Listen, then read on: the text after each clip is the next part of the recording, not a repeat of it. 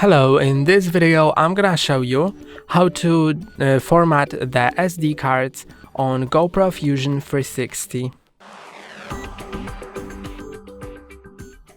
To do it, click on this button on the left side until you get to the settings. Then click on the right button to open them and click on this button a few more times to go to the general settings. Now you can go down until you find the format. Now click on OK and you can format both SD1 or SD2. I'm gonna format both, so let's point on that, then click on the rec button, then go down and click on the rec button and it will format the cards, so it will also delete all files. And now the formatting is complete. That's all for today. Don't forget to like and subscribe. See you next time.